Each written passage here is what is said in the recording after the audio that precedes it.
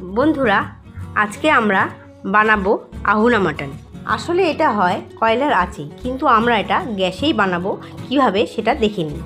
প্রথমে আমরা পেঁয়াজগুলো এইভাবে কেটে নিয়েছি। তারপর আমরা প্যানে তেল ঢেলে দিলাম। তেল গরম হওয়ার পর কুচি করা পেঁয়াজগুলো ছেড়ে দিলাম। পেঁয়াজটা ভাজতে ভাজতে ততক্ষণে আমরা মাংসটা ম্যারিনেট করে নিই। তার জন্য কী কী মশলা লাগছে চলুন দেখে নিই। আমাদের লাগছে জিরের গুঁড়ো, ধনের গুঁড়ো, লঙ্কার গুঁড়ো, হলুদের গুঁড়ো, আর লাগছে শুকনো লঙ্কা, দারচিনি, এলাচ, লবঙ্গ, গোলমরিচ, জাফিত্রি আর সামান্য জায়ফল। আর নিয়েছি নুন, আদা রসুনের পেস্ট, দই, ঘি আর কটা কোয়া রসুন। আর আহুনা মটনের জন্য মটন তো লাগছেই। প্রথমে আমরা প্রয়োজন মতো নুন দিয়ে দেবো। তারপর আমাদের আদা রসুনের পেস্টটা দিয়ে দেব। এরপর 1.5 কাপ দই অ্যাড করলাম। তারপর 4 রকম গুঁড়ো মশলাগুলো দিয়ে দিলাম। এই দেখুন, কথা বলতে বলতে আমাদের পেঁয়াজটাও ভাজা হয়ে গেছে। এবার আমরা এই ভাজা পেঁয়াজটা মাংসতে অ্যাড করে দেব। মাংসটা তৈরি করতে আমাদের পেঁয়াজ ভাজার তেলটাও প্রয়োজন। আর আমরা অ্যাড করব 1 চামচ মতো ঘি। যারা ঘি বেশি পছন্দ করেন তারা আরও 1 চামচ অ্যাড করতে পারেন, তাতে কোনো অন্যায় নেই। আমাদের এখানে মাংসটা ম্যারিনেট করা হয়ে গেছে। এবার আমরা হাঁড়িটাকে একটু গরম করে নেব। হাঁড়িটা গরম হয়ে গেছে। এখন আমরা আরও খানিকটা ঘি এতে অ্যাড করব। ঘিটা গরম হয়ে গেলে তারপর আমরা গোটা মশলাগুলো একে একে দিয়ে দেব।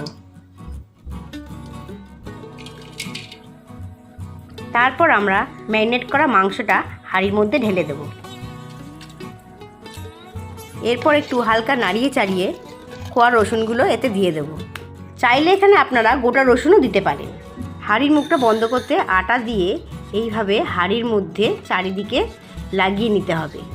প্রথমত এই রান্নাটা পুরোপুরি স্টিমে হয়। তার মধ্যে মাটির হাঁড়িতে রান্না করা, মাটির হাঁড়িতে রান্না করার একটা ফ্লেভার, এই দুটো মিলে এর স্বাদ অপূর্বভাবে বাড়িয়ে তোলে। মুখটা লাগানো হয়ে গেছে। এবার আমরা এটা গ্যাসে বসিয়ে নেব। আর আপনাদের খেয়াল রাখতে হবে গ্যাসের ফ্লেমটা যেন লোতে থাকে। আজ আমাদের পোষ্য কুকুরটাও গন্ধ শুকে বুঝতে পেরেছে আজ আমাদের কি রান্না হতে চলেছে। 10 মিনিট অন্তর অন্তর হাঁড়িটাকে এইভাবে নাড়িয়ে নিতে হবে যাতে তলায় লেগে না যায়। আমাদের স্টিমটা কিন্তু 1.5 ঘন্টা জন্য থাকবে। আর মাঝে মাঝে এরকম করে একটু একটু করে নাড়িয়ে চাড়িয়ে নিতে হবে। আমাদের 1.5 ঘন্টা হয়ে গেছে। এবার আমরা নামিয়ে নেব। চলুন দেখে নিই খুলে এবার কেমন হয়েছে।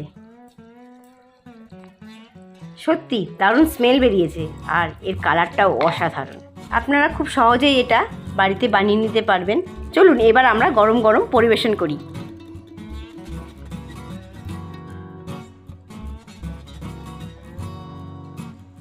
বন্ধুরা, ভিডিওটা ভালো লাগলে লাইক করবেন, শেয়ার করবেন, কমেন্টস করবেন আর সাবস্ক্রাইব তো অবশ্যই করবেন।